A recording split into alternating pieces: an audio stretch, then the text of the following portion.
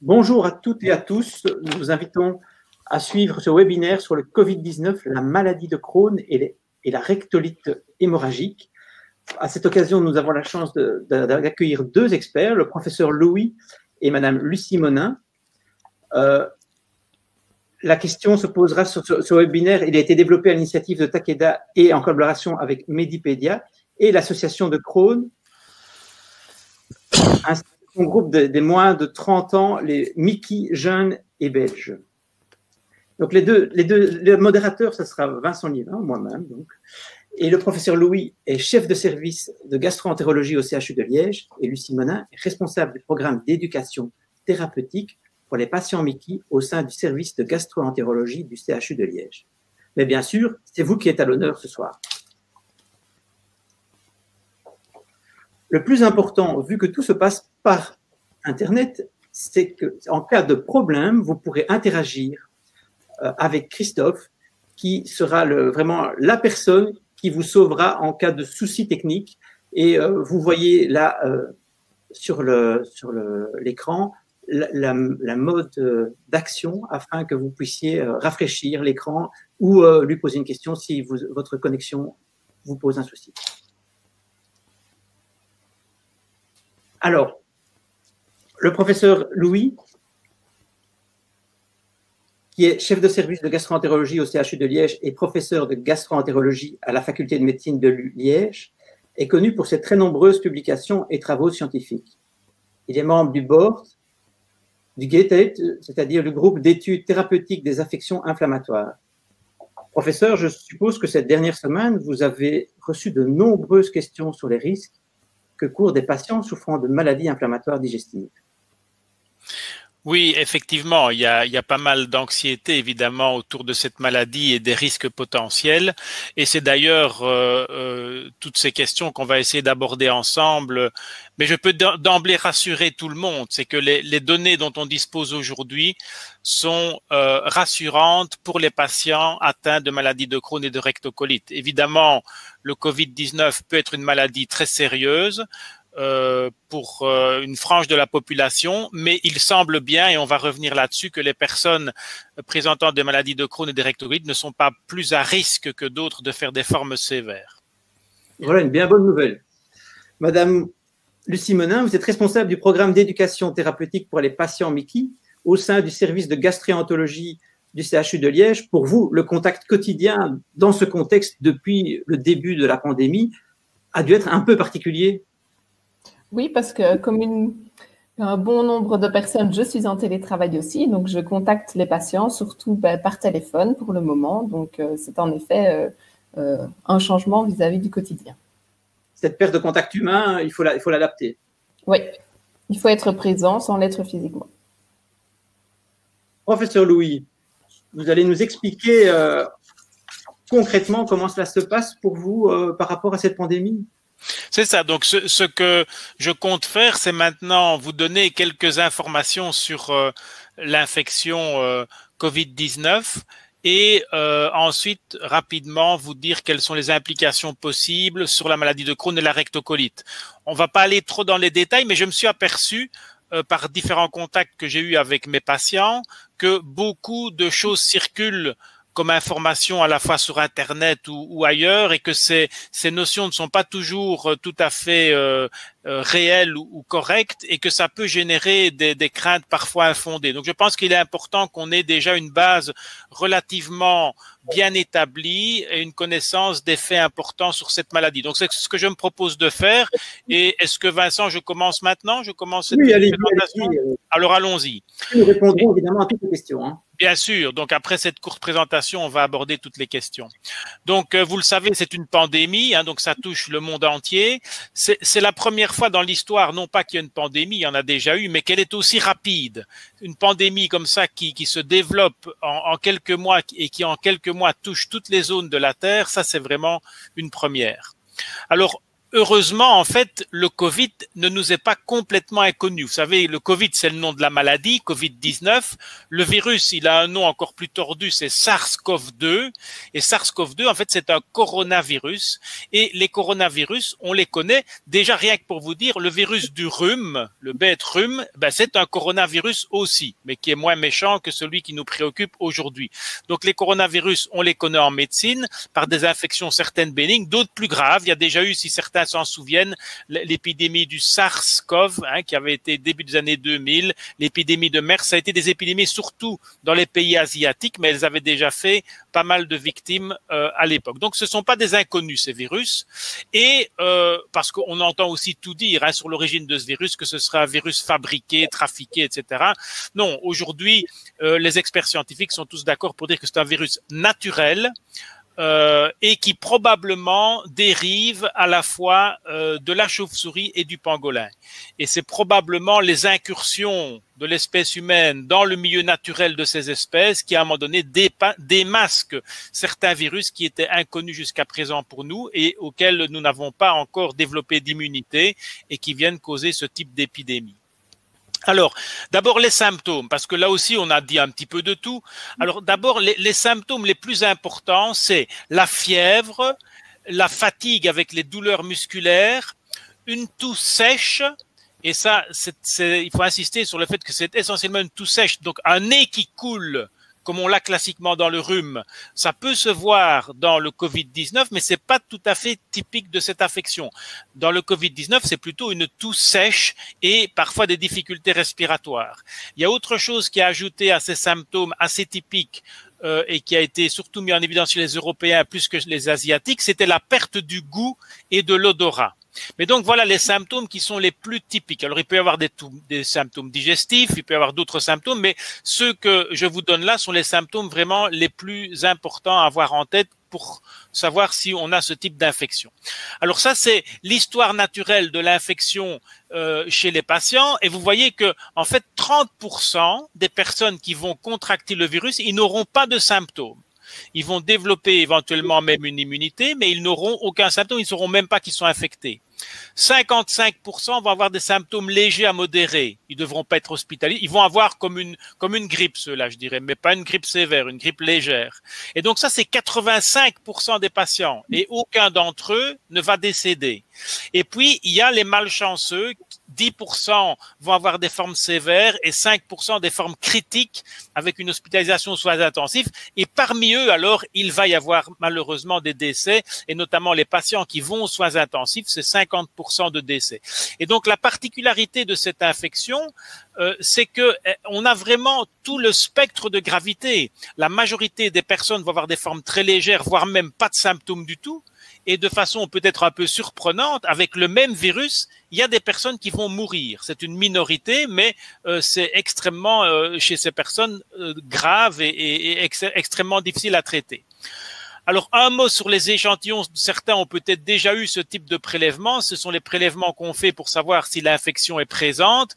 Avec un petit écouvillon, on va dans l'arrière-cavité du nez et de la gorge pour avoir ce petit échantillon. C'est pas un prélèvement qui est très agréable à subir, mais c'est le prélèvement le plus efficace pour mettre en évidence le virus. Et puis, en fait, il y a aussi, on en parle beaucoup pour le moment dans la presse, il y a les anticorps. En fait, quand quelqu'un est infecté, dès le début, on peut, par le frottis nasal et pharyngé, détecter la présence du virus par une technique qu'on appelle la PCR. Et puis, très rapidement, le patient va développer des anticorps et lorsque le virus va être parti, la PCR à ce moment-là ne sera plus positive, mais les anticorps peuvent persister et ils vont persister plus longtemps. C'est ce qu'on appelle les IgM et les IgG. Ils apparaissent avec le temps, un peu après la PCR, et puis ils vont persister dans le temps et ça va nous permettre de savoir si quelqu'un a fait à un moment donné l'infection. Donc ça, c'est les outils de diagnostic qu'on a aujourd'hui. Alors la contagion par ce virus, c'est essentiellement via les gouttelettes qui émanent de la toux, mais également simplement de la respiration. Quand on respire, quand on parle, on émet des petites gouttelettes qu'on ne voit pas évidemment, mais qui peuvent être contagieuses. Et ces gouttelettes sont beaucoup plus nombreuses et vont beaucoup plus loin quand on se mouche ou quand on éternue. Et donc toutes ces gouttelettes peuvent contaminer directement via l'air une personne proches, ou alors via des surfaces, parce que ce virus va survivre un certain temps sur les surfaces, parce qu'on va les toucher a posteriori, une cloche de porte par exemple, une table ou des choses comme ça.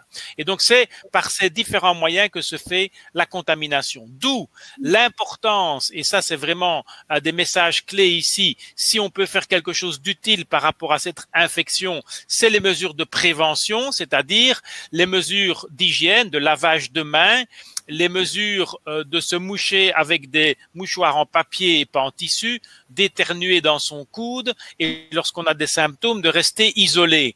Il a pu être montré que lorsqu'on applique ce type de mesures d'hygiène et de confinement, une personne infectée, au lieu d'infecter en 30 jours 406 autres personnes, lorsqu'il n'y a pas de confinement et pas de mesures prises, cette personne infectée va infecter seulement 2,5 personnes.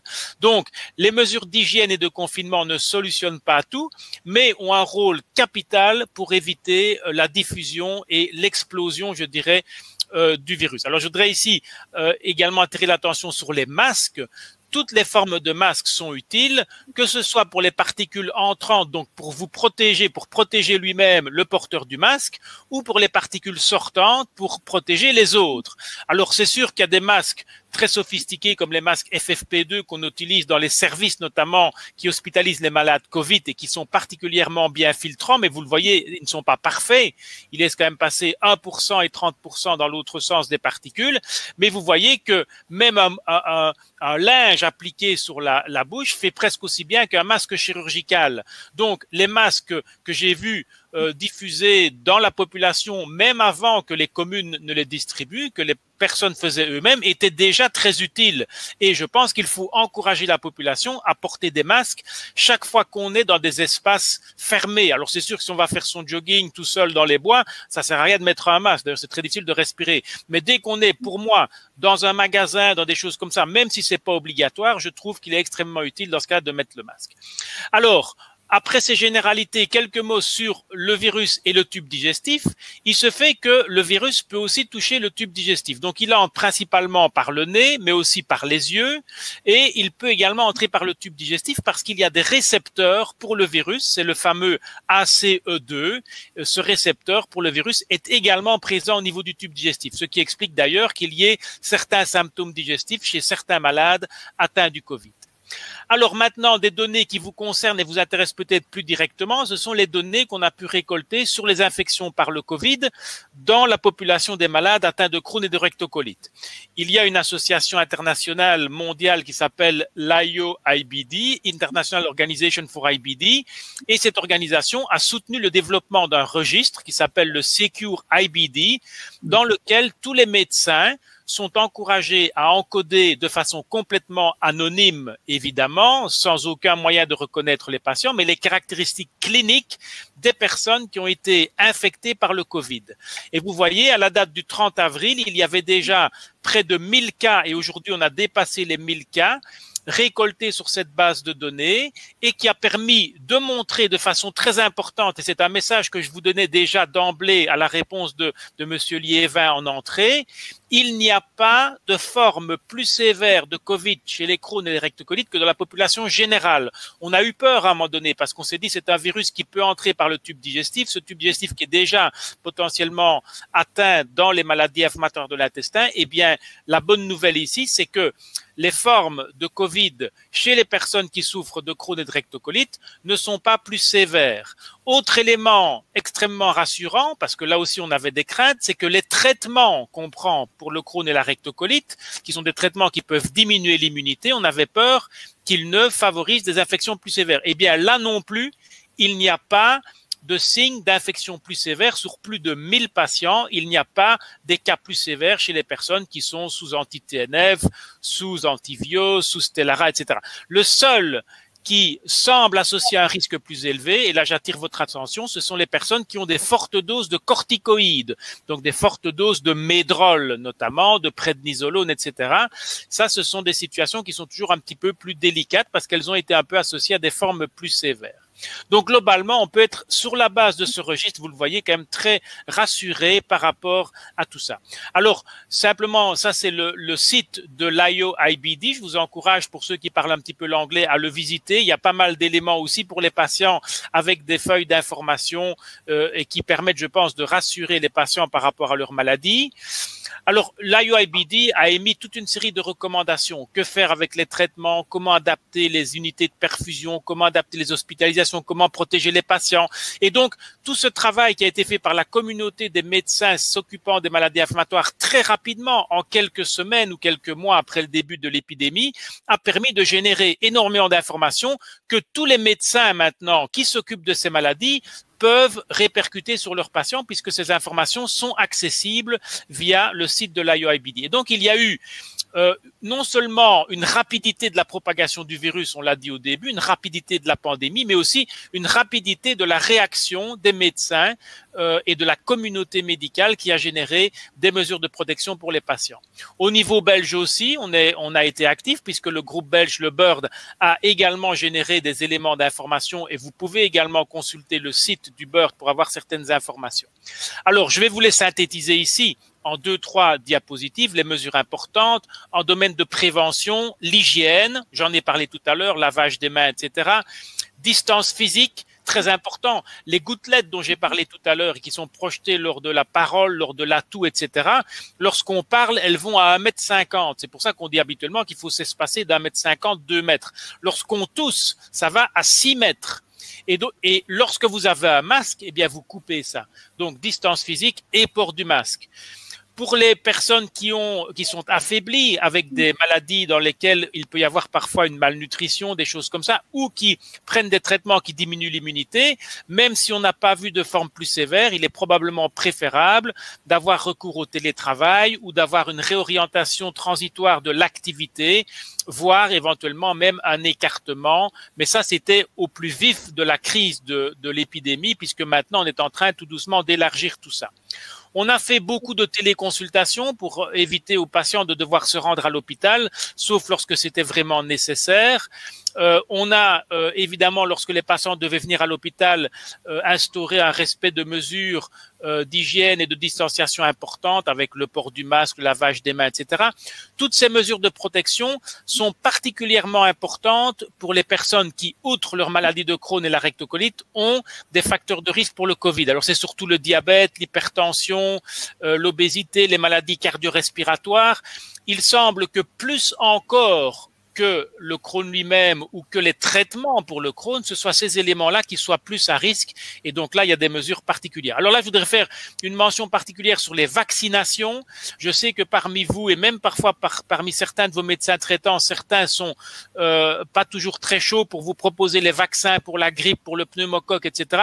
J'insiste sur le fait que ces vaccins sont importants pour les patients atteints de maladies de Crohn et de rectocolite, surtout lorsqu'il y a des traitements qui diminuent l'immunité, et que parmi les personnes qui sont mortes du Covid, indépendamment des Crohn et des rectocolites, plusieurs d'entre eux le sont parce qu'ils se sont surinfectés par le virus de la grippe et du pneumocoque, etc. Et donc, vacciner contre la grippe et le pneumocoque vous protégera aussi contre le Covid, même si on n'a pas encore de vaccin contre le Covid.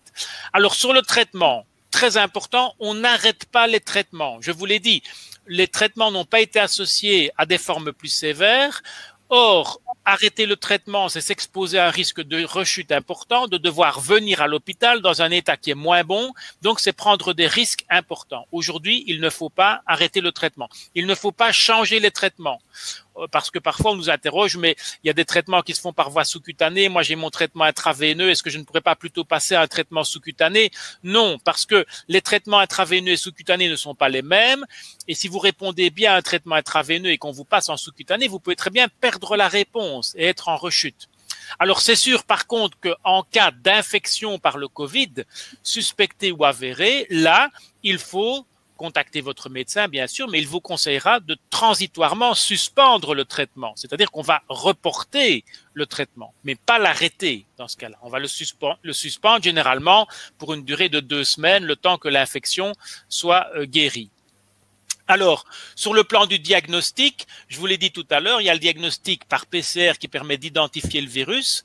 Actuellement, ce test est remboursé en Belgique il coûte 46 €, mais il est remboursé essentiellement pour les patients hospitalisés, les patients à risque et les patients symptomatiques. Les demandes doivent être faites par les médecins traitants. Donc, on ne dépiste pas toute la population. Pourquoi?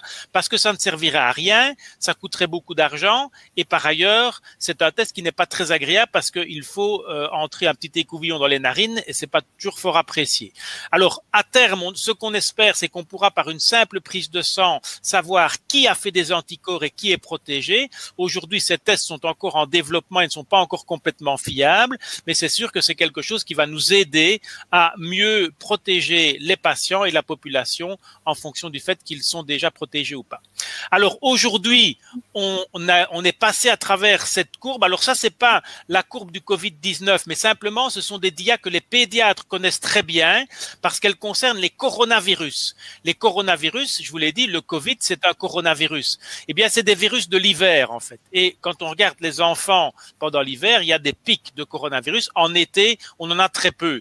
Et Monsieur Liévin, à qui on discutait juste avant cette intervention, disait que finalement, on a des éléments qui montrent que les rayons UV, par exemple, sont des rayons qui peuvent détruire le virus d'une certaine façon et que la dessiccation, lorsqu'il fait chaud, est également quelque chose qui ne convient pas très bien au virus. Donc, effectivement, on entre maintenant dans une période qui est nettement plus sécurisante et où il y aura de moins en moins de virus, mais méfions-nous, nous devrons rester sur nos gardes parce qu'il risque quand même d'y avoir un rebond pendant le prochain hiver ou le prochain automne, et donc toutes les mesures de protection qu'on met en place aujourd'hui, il faudra les appliquer encore plus tôt si cette deuxième vague se représente pour ne pas se retrouver dans la même situation que celle qu'on a vécue en mars, c'est-à-dire d'être en passe d'être dépassé et puis finalement de pouvoir récupérer la situation. Alors je termine simplement et on pourra probablement vous communiquer les diapositives, vous pourrez le lire à votre aise, mais c'est les dessins de Kroll que j'ai suivis pendant toute l'épidémie qui sont toujours, je trouve, très très bien. Et ça, c'est un des derniers qu'il avait fait sur que faire un week-end avec le Covid. Et voilà, vous voyez qu'il y a quand même plein d'occupations qui restent à faire et à la fin, il était très rassurant, toujours avec son humour un peu décalé. Il faut qu'on se rassure parce qu'il y aura quand même des survivants. Mais donc, je vous le disais, hein, la plupart des personnes avec maladie de Crohn et rectocolite ne courent pas plus de risques que la population générale. En fait, les personnes à risque, je l'ai dit tout à l'heure, ce sont plutôt les personnes avec maladie cardiovasculaire, diabète, hypertension, etc. Donc voilà les messages généraux que je voulais vous communiquer aujourd'hui avant de commencer à répondre à vos questions. Et donc je rends la parole à Monsieur Liévin. Un très grand merci, professeur, pour votre exposé clair et surtout concret. Avant d'aborder vraiment les pathologies, il y a des questions qui, évidemment, sont inévitablement collées à une certaine actualité. Je prends, par exemple, la question d'Audrey. Bonsoir et merci à vous pour toutes ces informations. Question un peu personnelle, mais étant institutrice maternelle, je me demande si je peux recommencer ou vaut mieux-il être écarté. Mon gastro ne voit pas pourquoi je serais évincé et le médecin traitant n'est pas d'accord avec cette reprise. Évidemment, dans le contexte de rentrée scolaire, c'est une question qui a son sens. Et quel est votre avis?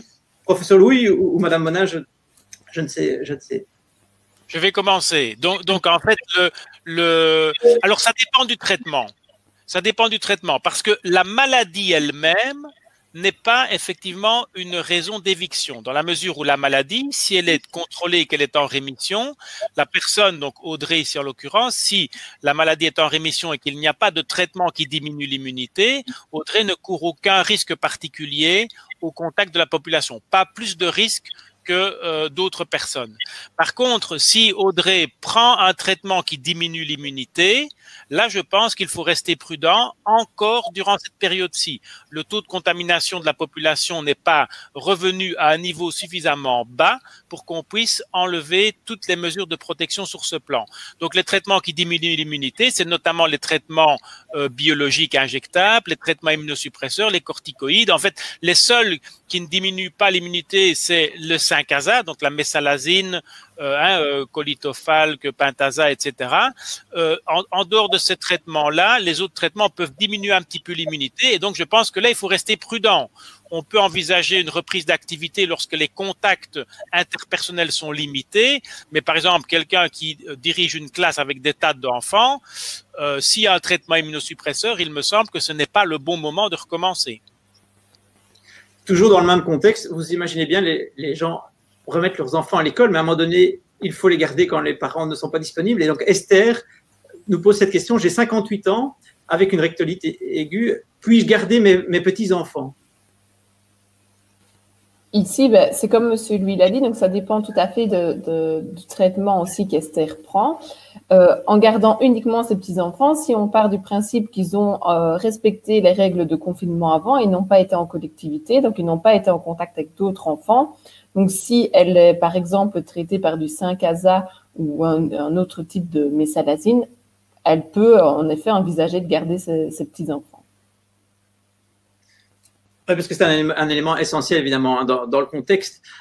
Et autre question d'actualité, même si les restaurants et les lieux de rencontre ne sont pas encore ouverts, mais on a énormément de questions, comme celle de Katia ou d'autres, qui se posent la question, mais comment est-ce que je peux aller à la toilette dans les lieux publics? On l'évoquait avant le début de l'entretien, et car le médecin, donc elle a entendu un médecin dans un média qui a dit que le virus pouvait se propager par les toilettes, et que dans d'autres lieux, on ne peut pas, le restaurateur, si jamais il venait à réouvrir dans 15 jours, 3 semaines, refusera peut-être la présence justement d'une personne dans cette toilette, alors que c'est un cas de force majeure, évidemment. Madame Monin. Ouais, ici, c'est comme on a dit avant, c'est un peu compliqué parce qu'il y a en effet l'urgence que le patient ressent et a besoin d'aller à la toilette tout de suite, il ne peut pas attendre. Donc, à ce niveau-là, on voulait rebondir aussi sur le fait que l'association des patients propose, ou en tout cas a la possibilité de donner des cartes urgence toilette. Donc, normalement, avec ces cartes-là, les gens, je veux dire, que ce soit dans les magasins, dans les restaurants, sont censés vous laisser aller aux toilettes. C'est malheureusement parfois encore un peu méconnu et on ne peut forcer personne. Nous, on peut malheureusement pas contacter les médias pour leur dire qu'ils devraient les laisser aller aux toilettes. Alors, on est un petit peu dans une impasse. On l'a dit au début entre nous en discutant, le fait d'aller dans les toilettes publiques est parfois évité si possible parce qu'on ne connaît pas l'état d'hygiène de ces toilettes-là. Maintenant, face à une urgence, il faut que le patient, lui, prenne toutes les mesures d'hygiène possibles et essaye de convaincre, je veux dire, pour avoir cet accès aux toilettes. Merci beaucoup pour cette réponse. L'actualité des enfants, visiblement, vous amènera quelques réponses. Madame Monin et professeur Louis. Laurence nous pose cette question. Je suis sous Stellara. J'imagine qu'il n'est pas opportun de remettre mes enfants à l'école pour les quelques semaines de juin. Entend-on dire que les enfants sont peu transmetteurs? Alors, c'est une question qu'on en a justement discuté avant. C'est une question sur laquelle les avis ont divergé et ont changé.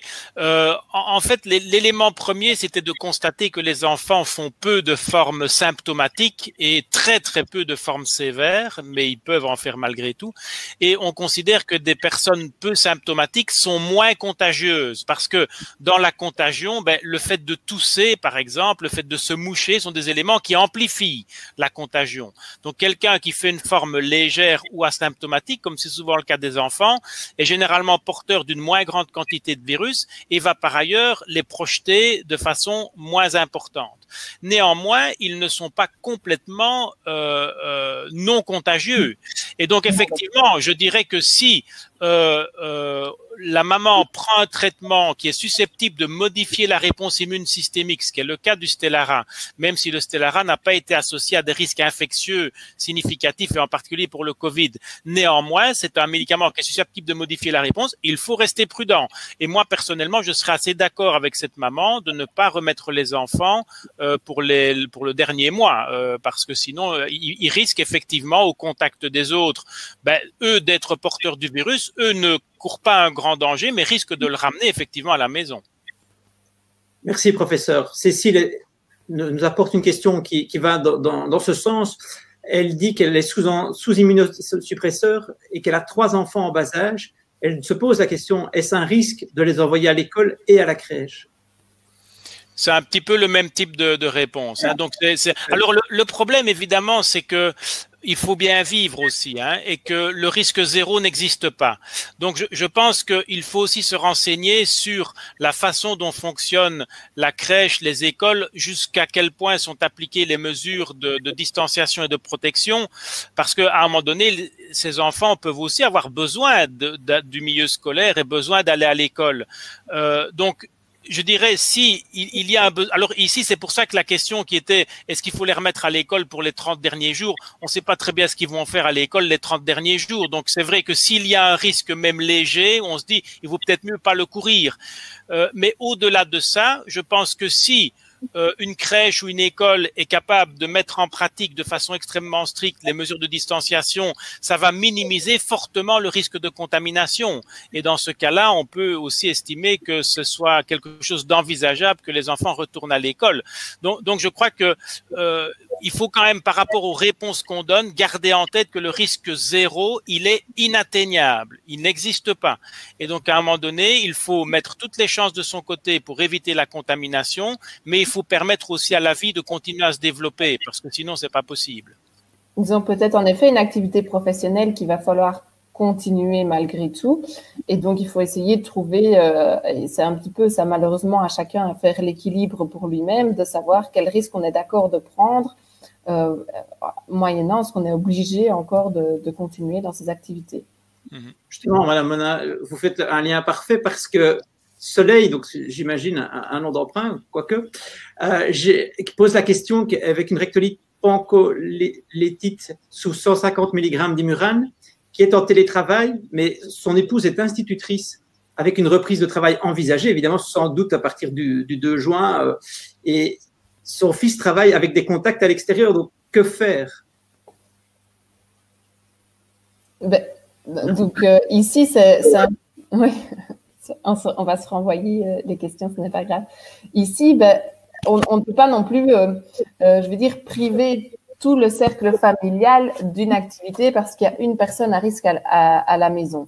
Donc, si on reprend exactement le cas de Soleil, ça veut dire que son épouse et son fils doivent eux aussi faire très attention dans le cadre de leur vie professionnelle et prendre encore plus de mesures pour protéger la personne qui est à risque à la maison. Mais se dire que on va arrêter ou laisser confiner ces gens-là éternellement, c'est pas possible parce qu'il y a toujours bien des contacts et des personnes à risque quelque part. Alors la vie ne reprend pas, quoi.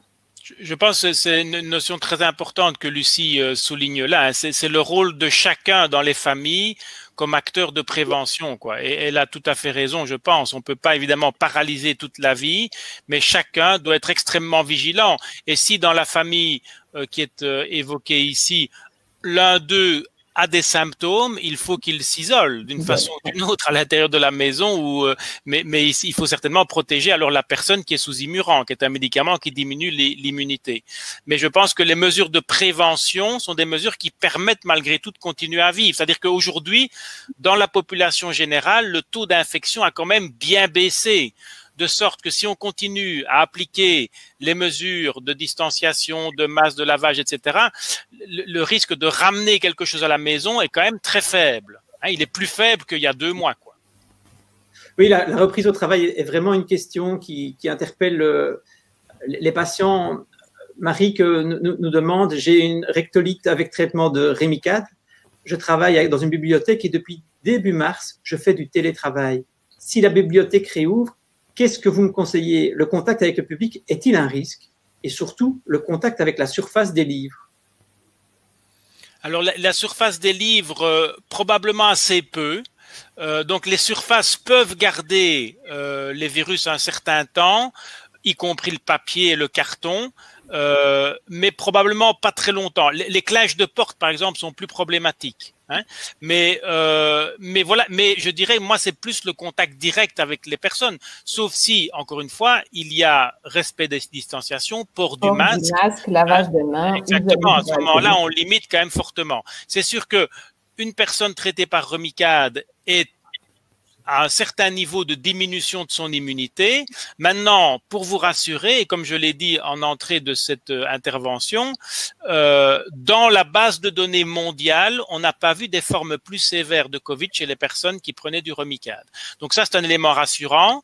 Et les autres éléments que Lucie souligne, c'est-à-dire les mesures d'hygiène et de distanciation, doivent faire que, oui, en reprenant le travail, en tant que bibliothécaire, étant sous Rémicade, il y a une petite prise de risque, mais elle est pas déraisonnable. Elle n'est pas déraisonnable. encore une question sur le travail, mais avant, je tiens à m'excuser auprès de Soleil, parce que c'est vraiment son prénom. C'est un très beau prénom. C'est un très beau prénom. J'avais une question d'une assistante en pharmacie. Attendez, j'ai juste un petit souci. J'avais une question d'une assistante en pharmacie qui demandait, voilà, actuellement je suis assistante en pharmacie et écartée jusqu'à la fin du mois et je me pose beaucoup de questions quant à ma reprise. Donc, j'ai une RH et suis sous Imura et Colitafalc, étant donné que que c'est un immunosuppresseur, est-ce que je suis vraiment plus à risque?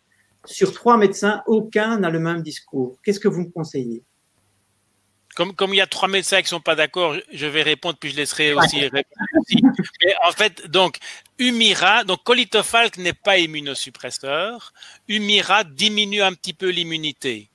Et donc, de façon très claire, c'est un médicament qui, sur le plan théorique, augmente légèrement le risque. C'est peut-être ce que certains des médecins ont dit. Mais dans les données dont on dispose aujourd'hui et qui portent sur plus de 1000 patients, on n'a pas vu de forme plus sévère. Donc, la réponse est une réponse de Normand, mais elle est nécessairement faite sur la base des connaissances qu'on en a. C'est-à-dire, on peut être rassuré parce que toutes les données dont on dispose sont rassurantes, mais 2, garder quand même au fond de sa tête que ça reste un médicament qui diminue l'immunité et peut-être redoubler de précautions. Et c'est probablement pour ça que les médecins ont donné des réponses en partie divergentes, c'est parce que la réponse n'est pas noire ou blanche. C'est pas oui, c'est pire, non, c'est pas pire. C'est nuancé, et c'est nuancé en tenant compte de ce qu'on a pu observer dans le gros registre dont je vous ai parlé et de ce qu'on connaît du médicament sur le plan théorique. Donc moi, je répondrai en disant, il y a peut-être une petite augmentation du risque. Si l'augmentation du risque avait été forte, on l'aurait vu dans le registre. Donc, elle n'a pas été détectée dans le registre, donc il n'y a pas de forte augmentation du risque. Il y a peut-être une petite augmentation du risque, d'où le besoin d'être particulièrement prudent. Après, peut-être que c'est le moment de rebondir aussi justement sur le fait que les réponses sont souvent nuancées parce que, comme l'a dit Monsieur Louis, on ne sait pas encore tout. On a le registre qui nous aide beaucoup pour avoir un état des lieux de la situation Covid-19 chez les patients qui ont une MICI, mais on ne sait pas encore tout du Covid-19. Donc, il y a des choses on doit accepter cette part d'inconnu qui fait que on ne peut pas répondre à tout de manière claire et précise. Oui, retournez travailler, vous courez aucun risque. On peut que donner aussi des recommandations. Donc, ici, dans ce cas-ci, comme dit Monsieur Louis, oui, retourner travailler dans une pharmacie. On sait que c'est des gens malades qui vont dans une pharmacie. Donc, s'il y a un plexiglas devant, ça limite encore plus. Si la patiente porte un masque, même vis-à-vis de ses collègues, qu'elle respecte la distanciation, c'est tous des petits moyens qu'elle peut mettre en place pour se protéger elle. C'est une crainte que vous rencontrez souvent auprès des patients, justement, ce retour au travail? Je laisse Monsieur Louis répondre, il y a plus de questions. Oui, c'est extrêmement présent, hein, extrêmement présent. Retour au travail, et à l'école, retour des enfants à l'école. Ouais. Et franchement, ce sont des questions très difficiles parce que autant au début de l'épidémie, en tant que médecin, j'ai été quasi systématique à mettre tous mes patients qui étaient sous immunosuppresseurs ou traitement biologique en télétravail, en modification de type de travail, voire en écartement quand c'était pas possible. Parce que là, on était en plein milieu de l'épidémie et c'était assez logique pour moi de le faire. Ce qui est très compliqué, c'est aujourd'hui, qu'est-ce qu'on fait? On peut pas maintenir cette situation indéfiniment et on a une épidémie qui décroît. Mais à partir de quel moment considère-t-on que le risque est suffisamment bas pour permettre une reprise d'activité? Et c'est ça la difficulté. Donc autant je trouve la décision a été facile à prendre en mars, en avril, au début de tout cela, autant maintenant pour la reprise des activités, c'est beaucoup plus compliqué parce qu'on sait que l'infection diminue, mais on ne sait pas à quel point elle a diminué aujourd'hui. Et donc c'est là-dessus qu'on doit finalement travailler. Mais globalement, moi, c'est peut-être aussi mon naturel optimiste, mais je pense qu'à un moment donné, la vie doit reprendre le dessus et comme le dit Madame Monin, c'est très très juste, on doit accepter une certaine part de risque. nous trois qui sommes en train d'intervenir à l'écran, on peut sortir moi de l'hôpital ou vous de votre maison tout à l'heure et se faire renverser par un bus. Donc la part de risque, elle est permanente. Et c'est vrai que dans notre société, on n'arrive plus à accepter cette part de risque. Mais ça fait partie de nos vies et il faut qu'on vive avec. Et le Covid est une situation particulièrement délicate parce qu'elle nous met face à ce risque, à cette possibilité du risque qu'on a voulu éliminer de nos sociétés, mais on n'arrive pas à l'éliminer. Il est là et il fait partie de nos vies. Donc moi, je crois qu'aujourd'hui, il faut encourager les gens à reprendre des activités raisonnablement et, comme l'a dit à plusieurs reprises Lucie, en respectant bien toutes les mesures de précaution.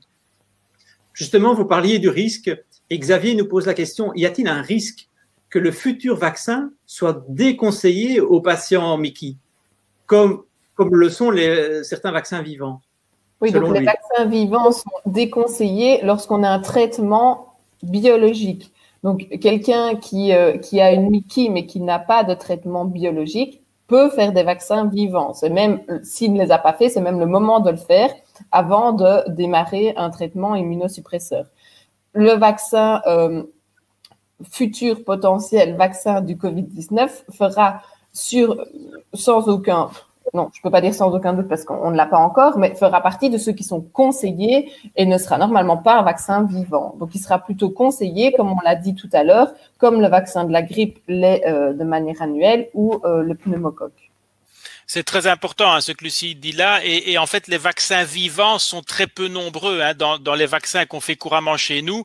Il y a le vaccin de la fièvre jaune qu'on fait lorsqu'on part en voyage en Asie. Il y a le vaccin de la varicelle, mais la plupart des gens ont fait déjà la varicelle.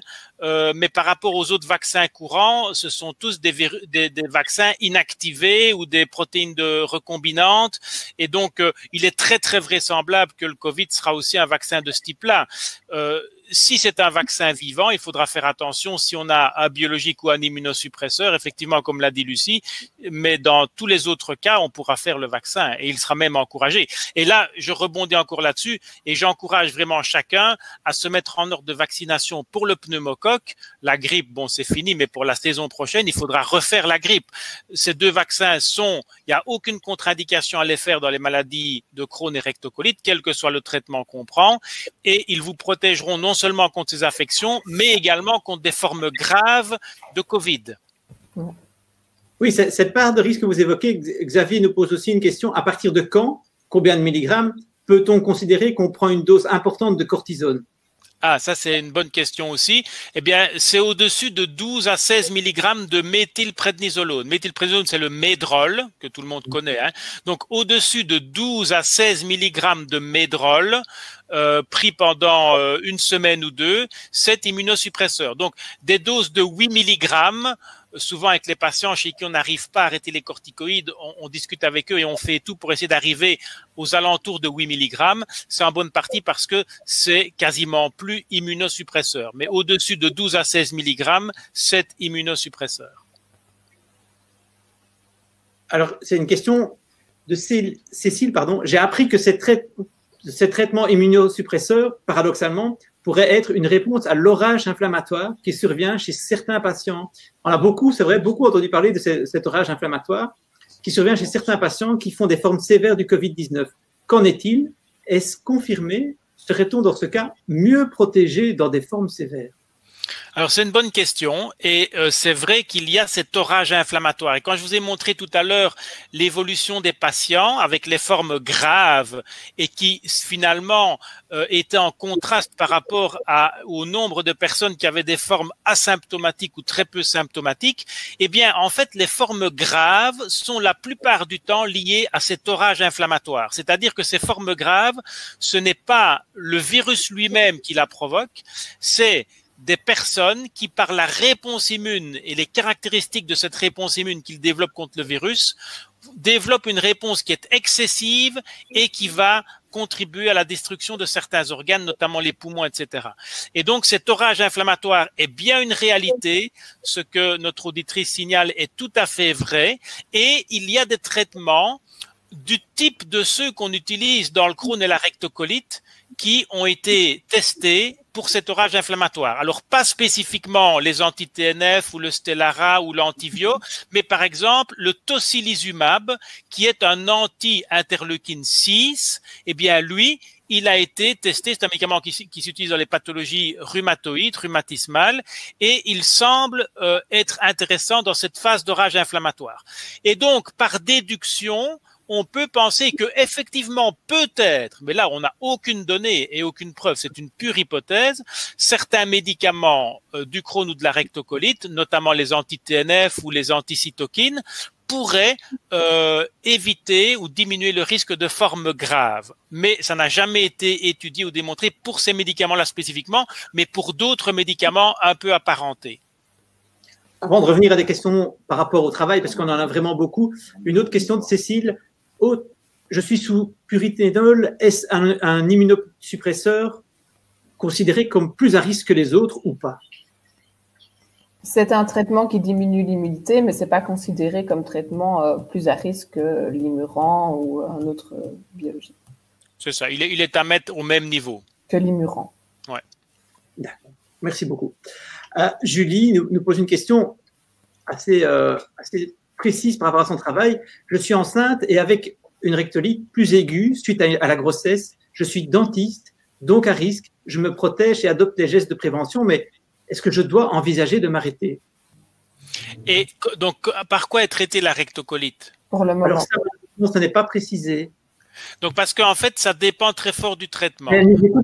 Donc, en fait, le métier de dentiste expose à des aérosols, comme on les appelle. C'est-à-dire que la personne, quand elle respire ou quand éventuellement il y a des nausées ou quand la gorge est ouverte, il y a des phénomènes d'aérosolisation et donc qui vont propager potentiellement le virus. Pentasa, très bien. Donc, un dentiste est quelqu'un qui est à risque, d'autant plus qu'on ne peut pas laisser le masque sur la bouche du patient quand on le soigne, évidemment. Donc, nécessairement, on va être exposé aux gouttelettes émises par le patient. Alors, on peut se protéger soi-même avec un masque, et je dirais que moi, de mon point de vue, pour un dentiste, il vaudrait mieux avoir un masque FFP2, un masque qui protège le plus possible. Mais la bonne nouvelle, par contre, c'est que quelqu'un qui a une rectocolite sous pentasa, il est au niveau moyen de la population du risque. Donc, il n'est pas plus à risque parce que ni la rectocolite elle-même, ni le pentasa n'augmentent le risque d'infection sévère. Donc, ça, c'est quand même rassurant. Mais c'est vrai que le métier de dentiste, mais ça, c'est vrai pour tous les dentistes, est un métier qui est quand même à risque et la protection doit être maximale. Je pense que si, pour compléter ce que Monsieur Louis dit, c'est si évidemment la rectocolite venait à s'aggraver et qu'il fallait changer de traitement, là, la situation serait différente.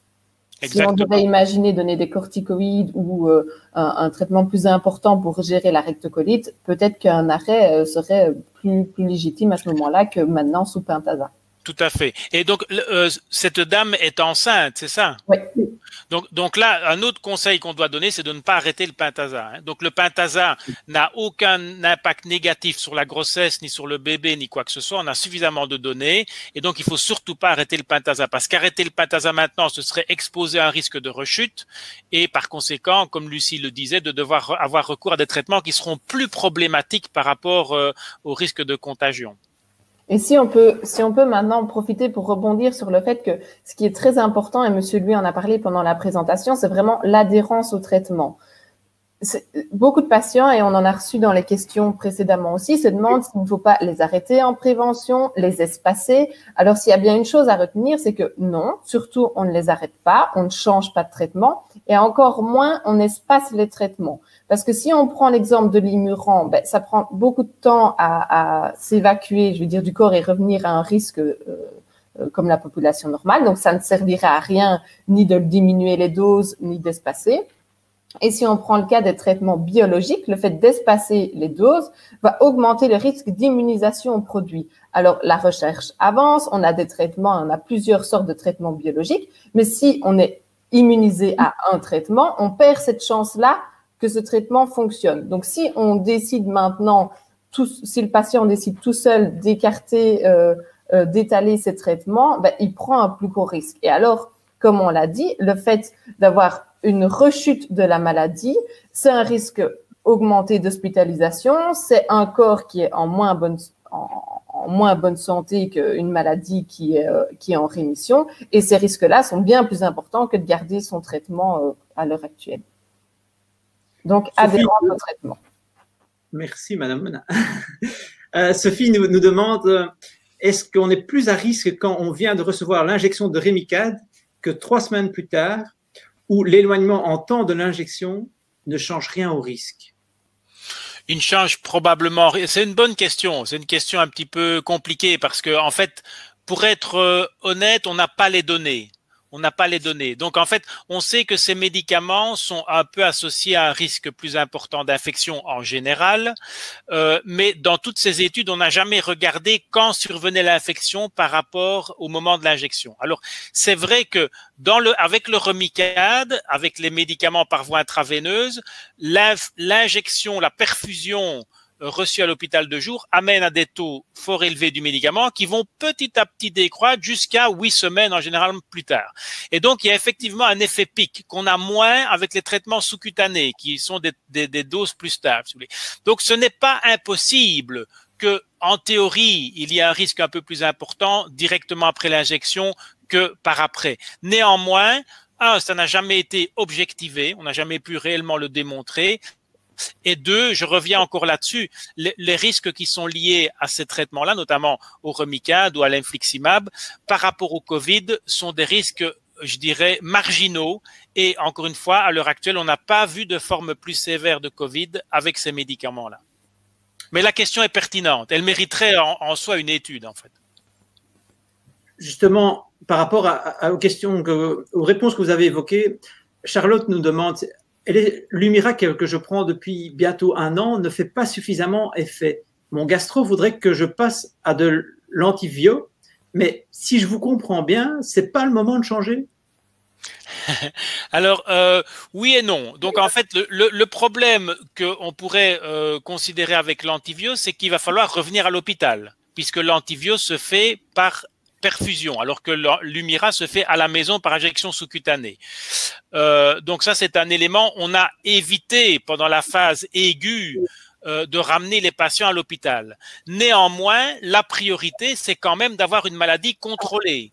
Surtout maintenant qu'on est en train de sortir de la phase la plus aiguë de l'épidémie. Donc là, je dirais, même si par principe général, pendant la phase épidémique, on a essayé d'éviter de changer des traitements et notamment de ramener les malades à l'hôpital.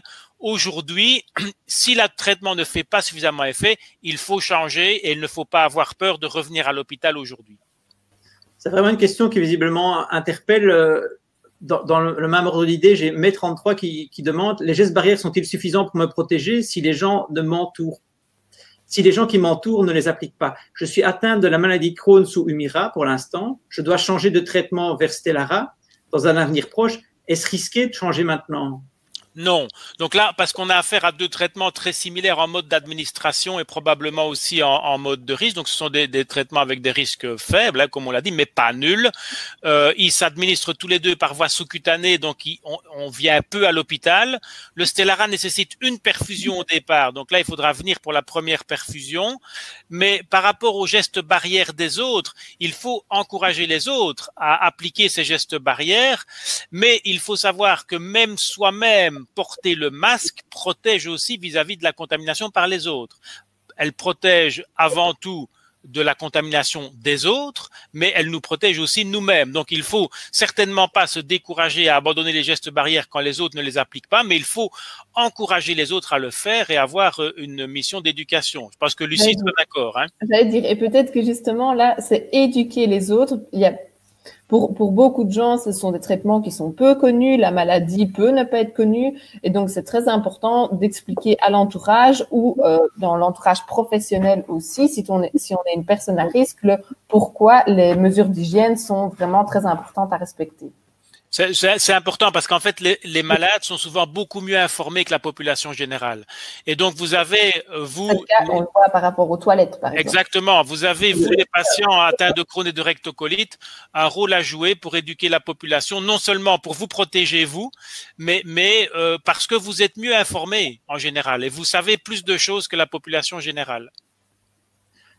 Et une question qui tourne autour des tests, inévitablement. Laetitia nous demande: bonjour, j'ai entendu à la radio que lors d'une hospitalisation, même un traitement Crohn, donc 2 heures, selon elle, un test sanguin serait fait pour voir si on a été en contact avec le Covid.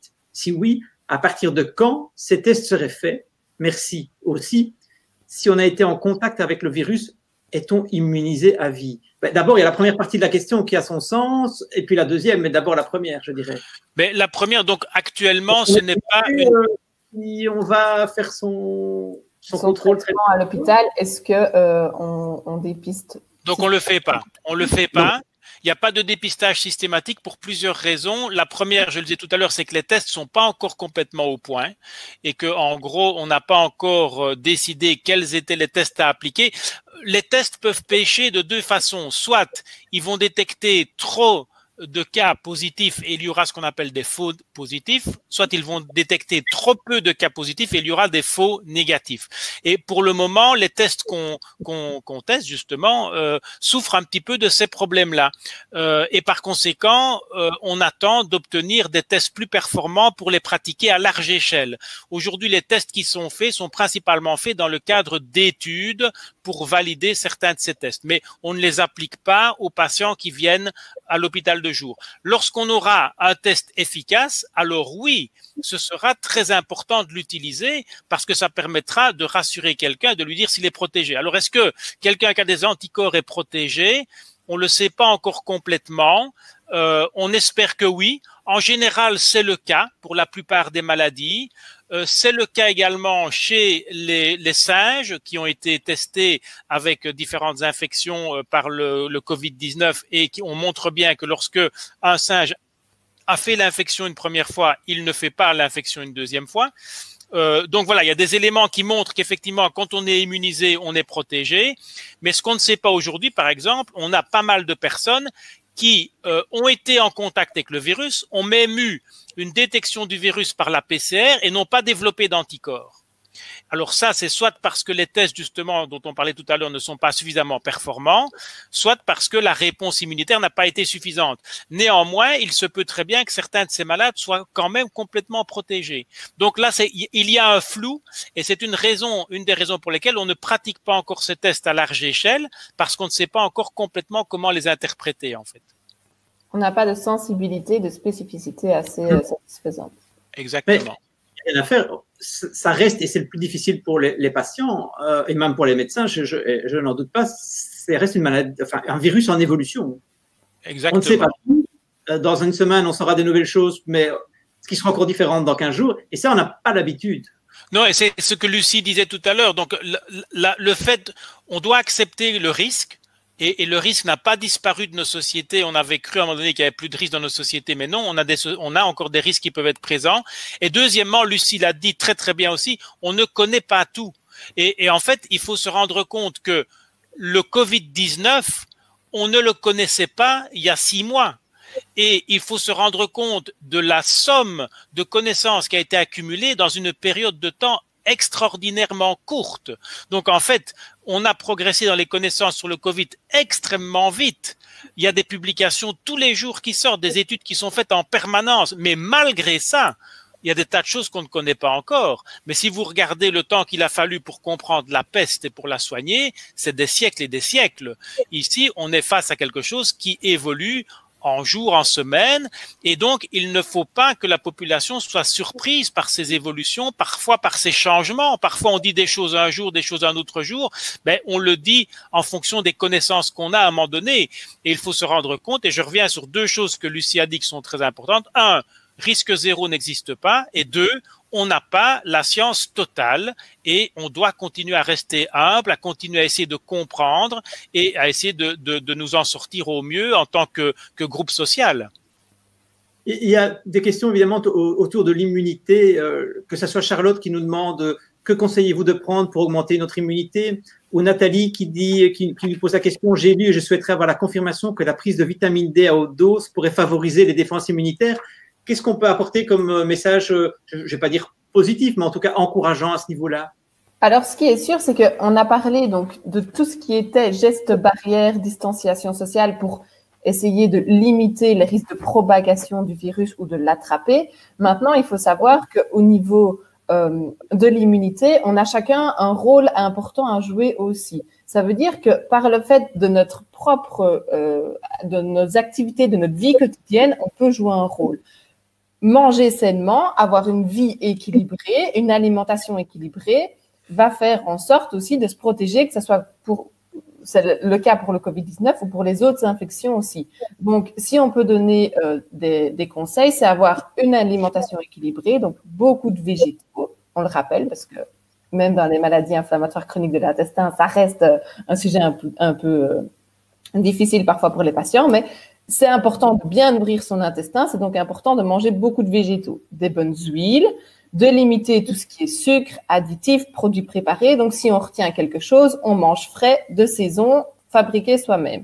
Après, être en bonne santé, c'est aussi avoir une bonne hygiène de vie. Donc, on a dit l'alimentation, mais le sport, l'activité physique reste aussi super importante, ainsi que bien dormir. Ça fait partie d'avoir un équilibre. Et concernant spécifiquement la prise de vitamine D, la vitamine D, c'est une vitamine super importante dans l'immunité. En cas de Covid-19 ou pas, souvent, les gastro-entérologues la dosent d'ailleurs dans les prises de sang pour essayer de dépister ces carences en vitamine D et de pouvoir y répondre. Alors, la vitamine D à haute dose, mais si c'est quelqu'un qui est super carencé, oui, c'est intéressant de donner des hautes doses de 1000 à 4000 unités par jour. Si le but, c'est d'obtenir vraiment 50 à 60 au niveau des normes. Si on est déjà optimal dans son taux de vitamine D, ça ne sert à rien d'en donner encore plus. Il y a une question qui m'interpelle et j'imagine vous répondrez avec brio, n'est-ce pas? Il y a des patients qui demandent, finalement, il y a deux questions, Cécile et deux autres personnes, et ça se rejoint.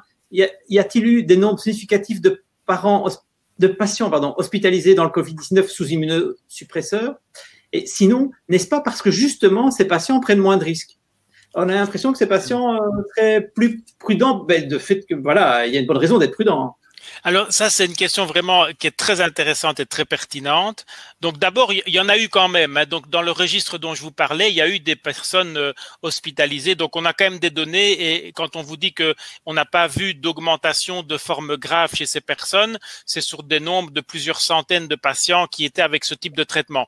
Mais la remarque que vous faites sur le fait que des personnes atteintes d'une maladie chronique particulièrement bien informés sur leur maladie et qui sont prudents et qui prennent des mesures particulières, ça me rappelle le résultat d'une étude justement sur l'Humira en son temps qui étudiait la sécurité d'utilisation de l'Humira à long terme. Et dans certaines des données, la mortalité de la population sous Humira était plus faible que la mortalité de la population qui n'avait pas ce type de traitement. Et en fait, c'était très intéressant parce que, en général, quand on utilise un médicament, on s'attend à avoir parfois une augmentation de mortalité à cause des effets secondaires, etc. Et là, c'était le contraire et c'était assez net. Et une des hypothèses explicatives, c'était effectivement celle-là, c'est que les personnes qui ont des maladies chroniques ont une hygiène de vie qui est meilleure, ont une éducation à la santé qui est meilleure et prennent moins de risques et meurent moins d'autres causes, que ce soit de causes accidentelles ou de causes d'autres maladies. Je ne sais pas ce que tu en penses, Lucie, mais je pense que c'est tout à fait pertinent comme remarque et possible comme hypothèse. C'est ce qu'on appelle les facteurs confondants. Donc, on peut en effet avoir le style de vie qui mène à des résultats différents. Donc, ce taux de mortalité diminué n'est peut-être pas dû en effet rien qu'au traitement, mais à la façon dont vivent les gens. C'est vrai que s'ils vivent avec une maladie chronique, ils ont peut-être déjà adapté leur vie quotidienne. Merci beaucoup. Encore une petite question. Nabia me pose cette question. Si j'attrape le virus Covid-19, quelles sont mes chances de survie malgré la maladie de Crohn, sachant que je suis sous traitement Rémicat et Novaldex 20 mg et Medrol 4 mg par jour? Donc, les chances de survie, Nabila, sont très, très élevées. Très, très élevées. Une bonne réponse. On peut répondre parce qu'en fait, malgré ce traitement et compte tenu des données qu'on a, compliquer les choses. Oui, mais malgré ce traitement, parce que c'est un facteur qui intervient, je vous ramène à une des diapositives que je vous ai montrées, qui montrait finalement que la mortalité globale dans la population, elle est probablement de l'ordre de 1%, quelque chose comme ça, parmi les personnes qui qui sont atteintes du virus. Parce que je vous ai dit qu'il y avait 85% des personnes qui faisaient une forme asymptomatique ou bénigne et qui n'avaient aucun risque de mortalité, et puis 15% qui faisaient des formes plus sévères, parmi lesquelles au total, peut-être un tiers risquait de décéder, surtout dans les formes les plus sévères. Eh bien, en fait, on est tous égaux par rapport à ça. C'est notre cas, nous trois qui vous parlons aujourd'hui soir, mais c'est le cas aussi de Nabila. Donc en fait, la mauvaise nouvelle, c'est que le Covid est quand même une sacrée crasse et que il peut jouer des tours vraiment très mauvais, alors que chez beaucoup de gens ça donnera rien, mais c'est une maladie potentiellement mortelle chez une petite partie de la population. Mais la bonne nouvelle, c'est que malgré cette maladie et malgré les traitements, le risque n'est pas plus élevé. Donc les chances de survie sont au moins de 99%. Une petite dernière question, parce que malheureusement il en reste encore beaucoup, mais nous y répondrons par la suite, je vous rassure. Margot nous demande: bonjour, je dois me rendre à l'hôpital dans une semaine pour un scanner des sinus. Je suis atteinte de rectolite sous Humira. Puis-je quand même m'y rendre avec toutes les précautions d'usage? Lucie. Oui. Madame. C'est un peu bref, ça. Ben oui, non, mais elle peut s'y rendre parce qu'en fait, tous les hôpitaux ont développé évidemment des mesures de précaution. Voilà. Les scanners, ils sont nettoyés complètement de fond en comble après chaque patient. Les hôpitaux, normalement, elle va probablement être contactée par l'hôpital un jour ou deux avant pour voir si elle a eu des symptômes. Si elle a eu des symptômes, on va lui conseiller de reporter son examen. Donc, toute une série de mesures sont prises par les hôpitaux en amont de la consultation, durant la consultation, après, pour minimiser vraiment les risques. Donc, s'il y a une indication à faire ce scanner, aujourd'hui, il ne faut pas avoir peur de retourner à l'hôpital. En tout cas, un grand merci, professeur. Moi, oui, je peux quand même rebondir parce que je me souviens d'une question de Annalisa, parce que ce qu'on oublie parfois, c'est que ce confinement aura plu à beaucoup de personnes, dans le sens où certaines maladies de Crohn et de rectocolite sont peut-être justement en rémission, ou en tout cas en latence durant cette période qui est parfois moins stressante. Moins stressante pourquoi? On est plus à la maison, on profite plus du quotidien, de sa famille, des espaces verts, et donc certaines personnes ont peut-être peur du déconfinement.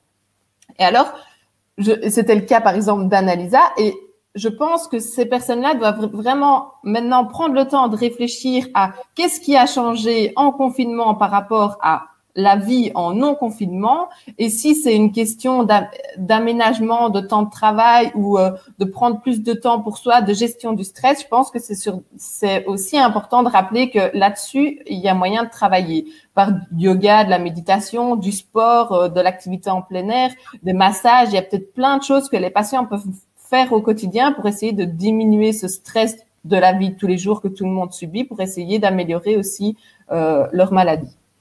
Madame Monin, en vous écoutant, c'est une question que je n'ai pas vue, mais on a beaucoup écrit sur les changements alimentaires durant le confinement. On mange plus local, des producteurs courts. Non, mais est-ce que même en dehors de ça, dans le quotidien, certains Belges ont pris un petit peu de poids, d'autres Belges en ont perdu. Dans le retour à la vie sans confinement, est-ce que vous dites attention, chers patients, certaines de vos habitudes n'étaient pas bonnes, ou au contraire, maintenant, tout va très bien, gardez ce changement que vous avez fait pendant le confinement? Ça dépendra de vers quel changement ils se sont portés. Oui, voilà, s'ils ont super mal mangé, qu'ils ont pris beaucoup de poids, qu'ils n'ont pas bougé, non, on leur dira pas de continuer dans ce sens-là. Si maintenant c'est l'inverse, qu'ils en ont profité pour pratiquer de l'activité physique, pour aller se ressourcer en plein air, pour manger mieux, pour cuisiner eux-mêmes, parce qu'on ne sait plus aller dans les fast-foods ou dans des choses comme ça, s'ils en ont profité pour aller chez les producteurs locaux plutôt que d'aller dans les grandes surfaces, alors on leur dira de continuer dans ce sens-là. Dans votre suivi, vous avez senti une différence? Vous avez perçu une différence avec vos patients? Moi, j'ai pas assez de retours de patients pour pouvoir tirer des conclusions à ce stade. Un grand merci à vous, en tout cas, professeur Louis, Madame Monin, à l'association Crohn, évidemment, au groupe Mickey Jeunes et Belges, à Mitipédia et à Takeda. Les questions, malheureusement, n'ont pas pu répondre à tout. Les questions restantes seront transmises aux associations de patients. La vidéo de cette initiative sera placée sur YouTube, les sites des associations, et la retransmission de ce webinaire sera possible ultérieurement via un lien sur Medipédia. Et si vous avez encore une petite minute, Voici 5 questions rapides d'évaluation. Au revoir et bonne journée et bonne fin de journée à vous. Au revoir. Au revoir. Au revoir, professeur. Au revoir, Madame Monin. Au revoir.